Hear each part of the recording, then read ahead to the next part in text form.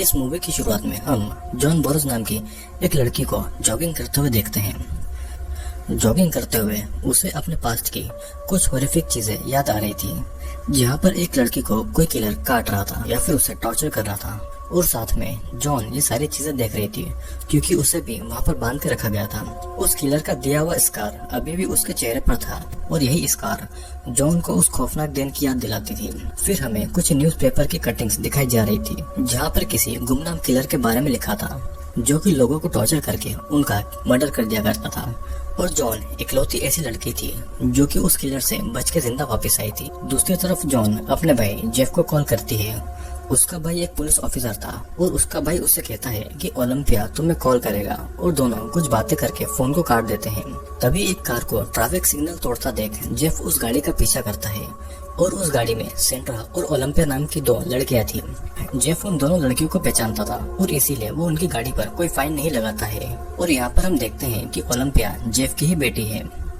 Jeff Olympia को घर जाने का बोलता है क्योंकि जॉन यानी कि उसकी आंटी उनके घर आने वाली थी। जॉन बहुत सालों के बाद में अपने होम टाउन आई हुई थी और वो अपने होम टाउन आने के बाद में सुजैन की कब्र पर फूल चढ़ाने के लिए जाती है, जिससे कि उसे कुछ सालों की बातें भी याद आती है।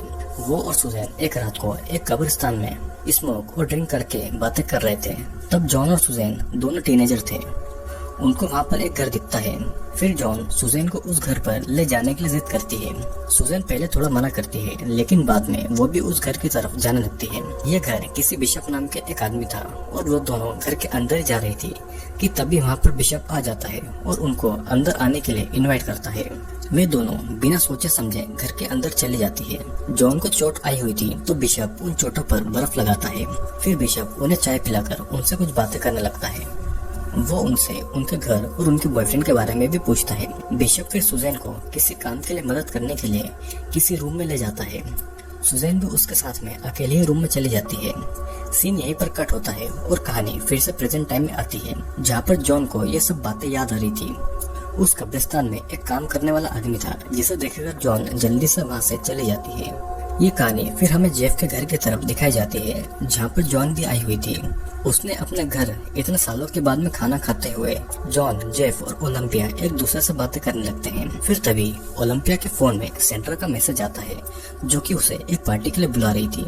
रात को ओलंपिया और सेंड्रा पार्टी के लिए जाते हैं और ये पार्टी एक हाई स्कूल की लास्ट ईयर की पार्टी थी, इसीलिए वहाँ पर सभी लोग बहुत ज्यादा मस्ती कर रहे थे। तभी ओलंपिया पॉल नाम के एक लड़के के साथ में बातें करने के लिए चली जाती है। ओलंपिया और पॉल एक दूसरे से बातें कर रहे थे। फिर पॉल ओलंपिया को स्मोक करवाने के लिए थोड़ा दूर ले जाता है। उस पार्टी में दोनों स्मोक करने लगते हैं। वहाँ पर उनके बाकी के दोस्त भी आ जाते हैं और उनके दो कपल फ्रेंड बीच की तरफ जाते हैं। इधर घर पे हम जेफ और जॉन को देखते हैं, जो कि बातें कर रहे थे।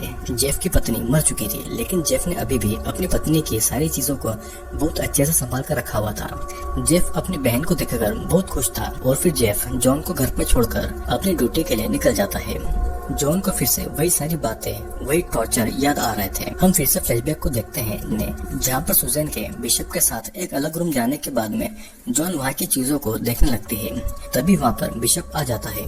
वो जॉन के पैर में पट्टे करते करते उससे कहता है कि तुम्हारी फ्रेंड दूसरे रूम में एंटीक सामान को देख रही है। बिशप और जॉन फिर से बातें करने लगते हैं। फिर बातें करते करते वो और जॉन एक दूसरे को किस करने वाले थे कि तभी बिशप किस नहीं करता। बिशप अचानक से क्लोरोफॉर्म लेकर जॉन को बेहोश कर देता है। कहानी फिर से प्रेजेंट टाइम में आती है, जहाँ पर हावर्ड और अप्रैल नाम के वही दोनों कपल जंगल में इंटीमेट होने के लिए जाते हैं। लेकिन इंटीमेट होने से पहले हावर्ड पानी में नहाने जाता है और उसकी गर्लफ्रेंड अप्रैल अपने कपड़े उतारकर उसे अपने पास बुलाने लगती है। फिर हावर्ड उसे अपने कपड़े पहनने को कहता है। हावर्ड को अप्रैल इंटीमेट होने के लिए बुला रही थी क्योंकि उसे अपने हाई स्कूल के पहले अपनी वर्जिनिटी लूज करनी थी। हावर्ड अभी भी पानी से बाहर नहीं आता और इसीलिए वो गुस्से में वहाँ से चली जाती है। हावर्ड अप्रैल को बुलाता है, लेकिन उसका कोई जवाब नहीं आता। वो अप्रैल को बुलाने के लिए उस कार के पास में जाता है, लेकिन वो कार में भी नहीं थी। अब फिर अगली सुबह हम एक फिशिंग कंपटीशन को देखते हैं, जहाँ पर वे सारे हाई स्कूल के स्टूडेंट्स आए हुए थे। वहाँ पर ओलंपिया, पॉल और सेंड्रा भी आई हुई थी, लेकिन वहाँ पर उन्हें अप्रैल और हॉवर्ड दोनों नहीं दिखाई दे रहे थे। वे लोग बातें कर ही रहे थे कि तभी वहाँ जेफ और जॉन भी आ जाते हैं कंपटीशन को देखने के लिए। पॉल उन्हें अपने डैड से ही मिलवाता है, जो कि एक ऑफिसर थे, और फिर तभी प्रिंसिपल कंपटीशन का विनर अनाउंस करती है। वे सभी काफी ज्यादा खुश थे और इसके बाद में सभी हाई स्कूल के बच्चे लेक के अंदर उतर जाते हैं। वे सभी लेक के अंदर मस्ती कर रहे थे और तभी अचानक से पॉल से एक डेथ बॉडी टकरा जाती है और उसकी बॉडी पर हर जगह कटे हुए निशान लगे हुए थे। और तो और अप्रैल की बॉडी पर कोई भी कपड़ा नहीं था, मतलब कि उसकी पूरी बॉडी ही नेकेड थी। अब इस लाश को देखकर जॉन को फिर से फ्लैशबैक की बातें याद आने लगती है, जहाँ पर जॉन को वो किलर बिशप ने एक बेड पर बांध कर रखा हुआ था और उस रूम में हर जगह सर्जरी का सामान भी रखा हुआ था। पास ही में सुजैन भी खून से लथपथ पड़ी हुई थी, जो कि दर्द में बहुत ज्यादा तड़प रही थी। वहाँ पर बिशप फिर एक लाश को लेकर आता है और वो उस लाश के अंदर वैक्यूम क्लीनर डाल के उस लाश के अंदर का सारा मांस खींच रहा था। और ये सब जॉन और सुजैन देख रही थी। वो दोनों ये देखकर बहुत ज्यादा डर गई थी और वे ये सोच रहे थे कि अब उनके साथ में क्या होगा। बिशप जॉन के पास आकर जॉन के फेस पर एक कट मारता है, जिससे कि जॉन दर्द से बहुत ज्यादा चिल्लाती है। सीन यहीं पर कट होता है और कहानी फिर से प्रेजेंट टाइम में आ जाती है, जहाँ पर जॉन और जेफ घर में अप्रैल के मर्डर के बारे में बातें कर रहे थे। अप्रैल के बॉयफ्रेंड हॉवर्ड भी मिसिंग था और फॉरेंसिक रिपोर्ट अभी भी नहीं आई थी। जॉन के मुताबिक तो ये एक मर्डर ही था और ओलंपिया अपने फ्रेंड से मिलने का बोल के जॉन और जेफ को बाय बोलकर वहाँ से चली जाती है। ओलंपिया फिर पॉल के घर जाती है और पॉल और ओलंपिया अप्रैल के मर्डर के बारे में बातें कर रहे थे। ओलंपिया पहली बार पॉल के घर आई थी, तो वो इसीलिए पॉल के रूम को देख रही थी। ओलंपिया को वहाँ पर ये पता चलता है कि पॉल की मॉम भी मर चुकी थी और बातें करते करते दोनों एक दूसरे के बहुत ज्यादा क्लोज आ जाते हैं। दोनों में फिर किस होती है। धीरे धीरे फिर पॉल ओलंपिया के कपड़े उतारने वाला था, लेकिन वो ऐसा करने से मना कर देती है। उसकी बॉडी पर स्कार्स यानी कि निशान थे और इसीलिए वो कंफर्टेबल नहीं थी। पॉल भी उसे फिर अपनी बॉडी के स्कार के बारे में बताने लगता है।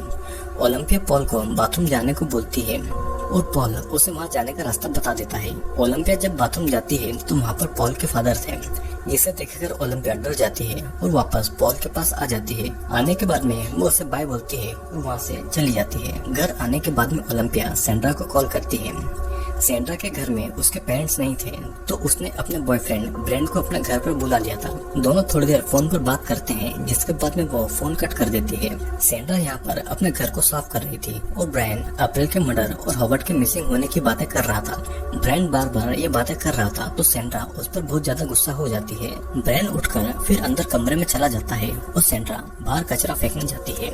बाहर उसे किसी के होने का एहसास होता है, तो वो ब्रायन समझकर उसे पुकारती है। वो उसे देखने जाती है, लेकिन वहाँ पर एक जानवर था, जिससे कि वो डर के मारे फिर से घर के अंदर चली जाती है। घर के अंदर आने पर वो ब्रायन को पुकारने लगती है, लेकिन अब भी उसे कोई जवाब नहीं आ रहा था। तभी वो देखती है कि एक रूम के अंदर ब्रायन खून से लथपथ तड़प रहा था और अचानक कोई पीछे से आकर सेंड्रा को भी पकड़ लेता है। सीन यहीं पर कट होता है और दूसरी तरफ हम देखते हैं कि जॉन को अपना स्कार देखते हुए उसी दिन के फ्लैशबैक फिर से याद आने लगते हैं, जहाँ पर किलर सुजैन के घाव पर अल्कोहल लगा रहा था, जिसकी वजह से सुजैन दर्द के मारे बहुत जोर जोर से चिल्ला रही थी। अब फिर वो जॉन के पास आकर उसके पेट पे स्टेपलर लगा देता है। जॉन फिर से चिल्लाने लगती है और फिर वो किलर बिशप सुजैन के पास आकर उससे कहता है कि अगर तुम जॉन को मारने को कहोगी तो मैं तुम्हें छोड़ दूंगा। सुजैन ऐसा नहीं करती और तब किलर एक सर्जिकल नाइफ सुजैन के मुंह में घुसा देता है और वो उसके मुंह के अंदर का मांस और उसकी जुबान काटने लगता है।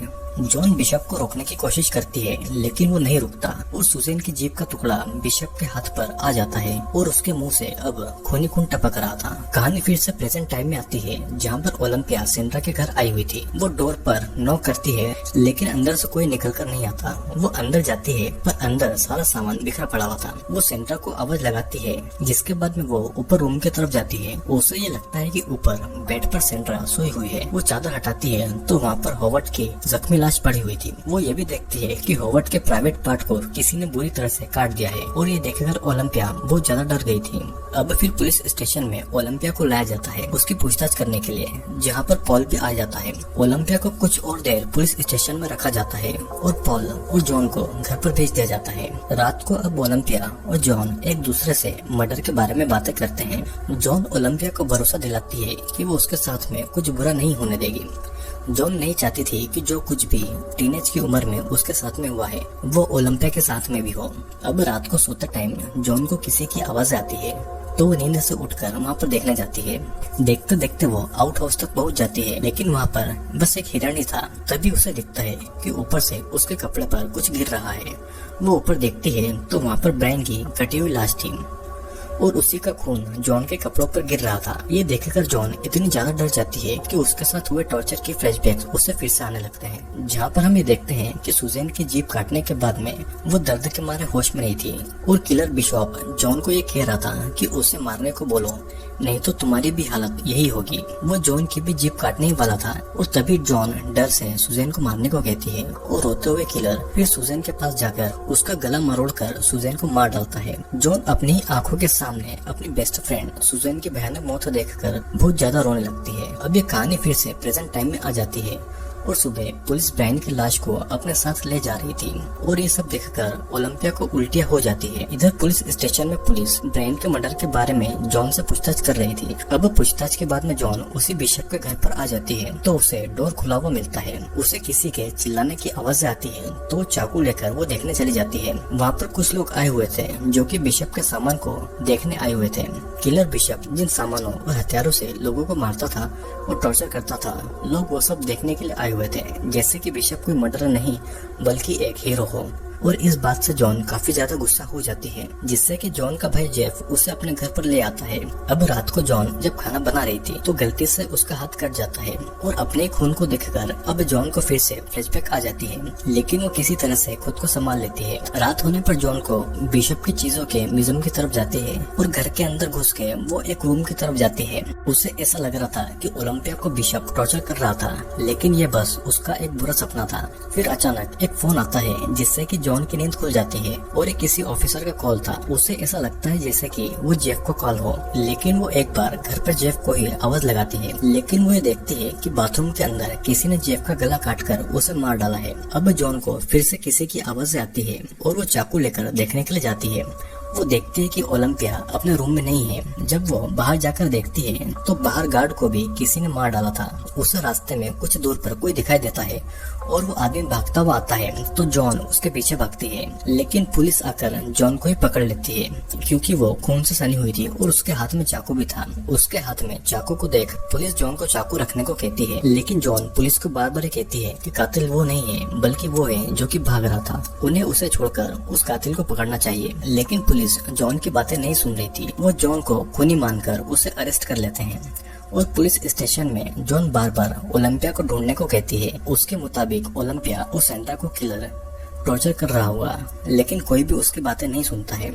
जॉन को जेल में डाल दिया जाता है और तभी वहाँ पर पॉल आता है और उसे भी यही लगता है कि ओलंपिया को जॉन ने ही गायब किया है। जॉन उसे समझाती है कि उसने ऐसा कुछ नहीं किया है और तब पॉल उसकी बातों पर बिलीव कर लेता है और वो जॉन को उस ताले की चाबी चुपके से दे देता है, जिसके बाद में वो वहाँ से चला जाता है। फिर जॉन वहीं पर बैठे एक ऑफिसर से कंबल मांगती है जो कि उसी पर नजर रखे हुए था। ऑफिसर जॉन को कंबल देने आता है तो वो ऑफिसर को बेहोश करके उसकी गन लेके पुलिस स्टेशन से भागकर बिशप के घर पर आ जाती है। बिशप के घर आने के बाद में वो खिड़की को तोड़कर वहाँ पर अंदर घुसती है और अंदर वही सर्जरी रूम में जाती है जहाँ पर उसे कुछ साल पहले टॉर्चर किया गया था। वहाँ पर उस म्यूजियम के ओनर की लाश पड़ी हुई थी जिसे किसी ने बुरी तरह से मार दिया था और ये सब देखकर जॉन को फिर से फ्लैशबैक आ जाते हैं। हम देखते हैं कि जब सुजैन मर चुकी थी तो जॉन खुद को बचाने के लिए धीरे धीरे अपने हाथ की रस्सी को एक ब्लेड से काट लिया था और बिशप का ध्यान उस पर नहीं था। जॉन फिर खुद को आजाद करने के बाद में चुपके से एक कांच की बोतल को अपने हाथ में लेती है और बिशप के सिर पर मार देती है। वो एक कांच के टुकड़े को बिशप को मारने वाली थी, लेकिन बिशप उसका हाथ पकड़ लेता है और वो जॉन का गला दबाने लगता है। जॉन फिर उसी वैक्यूम क्लीनर को बिशप के पेट में घुसाती है और बिशप के पेट का सारा मांस गलकर एक बोतल में चला जाता है। बिशप दर्द के मारे चिल्लाता है और तभी बिशप वहीं पर मारा जाता है और इसी तरह जॉन वहाँ से बचकर भाग निकलती है। अब प्रेजेंट टाइम में वो पूरे घर में बिशप को ढूंढ रही थी और उसे एक आदमी दिखाई देता है। वो उसका पीछा करके जंगल की तरफ जाती है और भागते भागते जॉन एक घर की तरफ आ जाती है तो वहाँ पर उसे एक बेसमेंट के अंदर जाने का डोर दिखाई देता है, जिससे कि वो नीचे जाती है तो वहाँ पर उसे ओलंपिया, पॉल और सेंट्रा मिलते हैं। जॉन ओलंपिया को खोलने ही वाली थी कि तो तभी पॉल पीछे से उठकर जॉन को इलेक्ट्रिक शॉक देकर उसे बेहोश कर देता है। अब पॉल ने जॉन को भी बांध दिया था। अब फिर होश में आने के बाद में जॉन पॉल से पूछती है कि उसने ये सब क्यों किया। पॉल बिशप की बहुत ज्यादा रिस्पेक्ट करता था और उसे बिशप की थ्योरी बहुत ज्यादा पसंद थी कि खुद को बचाने के लिए कोई अपने को कैसे मार देता है। पॉल भी यही सब देखना चाहता था और बिशप की तरह उसे भी बहुत मजा आता था लोगों को टॉर्चर करने में। पॉल कहता है कि सेंटर ने भी खुद को बचाने के लिए ब्रायन को मार दिया था, पर सेंटर की हालत भी बहुत ज्यादा खराब थी। पॉल ने उसकी बॉडी को हर तरफ से जख्मी कर दिया था और फिर वो जॉन के पास आके एक कांच की बोतल तोड़कर फिर से उसके फेस पर कट लगा देता है, जिस तरह से बिशप ने उसके चेहरे पर कट लगाया था। वो फिर ओलंपिया के पास आता है और कहता है कि वो उसे सेंटर को मारने के लिए बोले, नहीं तो वो उसे ही मार देगा। ओलंपिया ऐसा नहीं बोलती और तब पॉल एक ब्लेड से ओलंपिया के पैर पर कट लगाता है। जॉन भी ये सारी चीजें देख रही थी, लेकिन हाथ बंधे होने के कारण वो कुछ भी नहीं कर पाती। ओलंपिया के पैरों पर पॉल कट पर कट लगा रहा था और फिर वो सेंटर के पास आकर बोलता है कि वो ओलंपिया को मारने के लिए बोले, लेकिन सेंट्रा उसे ऐसा नहीं बोलती और फिर वो उसी ब्लेड को सेंट्रा के सर पर कट मारने लगता है। सेंट्रा भी अब दर्द के मारे चिल्लाती है और फिर वो उसके बालों को उखाड़ने लगता है। पॉल फिर अब ओलंपिया के पास आके फिर से सेंट्रा को मारने के लिए कहता है, लेकिन जॉन और सेंट्रा उसे ऐसा बोलने के लिए मना कर रही थी, क्योंकि पॉल यही चाहता था कि अपने ही किसी अपने को मारे खुद को बचाने के लिए। ओलंपिया नहीं बोलती है तो पॉल ओलंपिया के सर पर एक कट मारता है, जिससे कि वो दर्द सहन नहीं कर पाती और वो सेंट्रा को मारने के लिए कह देती है। ये सब सुनकर सेंट्रा बहुत ज्यादा रोती है कि उसकी फ्रेंड ओलंपिया ने उसे मारने के लिए बोल दिया। अब फिर पॉल एक सुपर ग्लू को सेंट्रा के मुंह में डालता है और उसके मुंह पर एक कपड़े को चिपका देता है, जिससे कि उसे अब सांस नहीं मिल पा रही थी और ऑक्सीजन की कमी की वजह से सेंट्रा वहीं पर मारी जाती है। पॉल फिर जॉन के पास आकर उसे इलेक्ट्रिक शॉक देता है और वो ऐसा जॉन के साथ में बार बार करता है। जॉन अपनी भतीजी ओलंपिया को बचाने के लिए खुद ये दर्द सहन कर रही थी। पॉल फिर ओलंपिया के पास आके अपनी आंट जॉन को मारने के लिए बोलता है, लेकिन ओलंपिया ऐसा नहीं बोलती। ओलंपिया की बेली पर लगी हुई रिंग को एक चाकू से उखाड़ देता है, जिससे कि ओलंपिया को बहुत ज्यादा दर्द होता है। अब फिर जब पॉल की नजर जब दूसरी तरफ थी तो जॉन एक कांच का टुकड़ा उठाकर अपने हाथ की एक उंगली काटकर उसे अलग कर देती है, जिससे कि उसका हाथ हथकड़ी से आसानी से निकल जाता है। पॉल अब ओलंपिया के मुंह में एक चाकू डालने ही वाला था और उसके दांत उखाड़ने ही वाला था कि तभी जॉन पॉल को गोली मार देती है और फिर जॉन ओलंपिया को आजाद कर रही थी कि तभी पॉल उसके पैर पर कट मार देता है। पॉल फिर अब जॉन के ऊपर चढ़ के उसे चाकू मारने वाला था कि तभी ओलंपिया पीछे से आकर एक चेन सो से उसके सर के टुकड़े कर देती है। पॉल दर्द के मारे चिल्लाता हुआ वहीं पर मारा जाता है और जॉन और ओलंपिया ये सब देखकर बहुत ज्यादा इमोशनल हो जाती है। अब सीन यहीं पर कट होता है और मूवी के आखिर में हम देखते हैं कि जॉन और ओलंपिया हॉस्पिटल में आपस में बातें कर रहे थे। तभी ओलंपिया के गले को किसी ने पीछे से पकड़ लिया था और हम देखते हैं कि ये बस ओलंपिया का एक बुरा सपना था। जिस तरह से ओलंपिया की आंट जॉन को पूरी जिंदगी भर अपने टॉर्चर की यादें ताज़ा रहती है, उसी तरह अब ओलंपिया को इस हादसे के बारे में जिंदगी भर याद रहेगा। आई होप दोस्तों वीडियो आपको जरूर पसंद आया होगा। वीडियो अगर पसंद आया हो तो लाइक, शेयर और कमेंट जरूर करना। और हाँ, अगर आप इस चैनल पर नए हैं तो चैनल को सब्सक्राइब जरूर कर लीजिएगा और अब हम मिलेंगे अगले वीडियो में।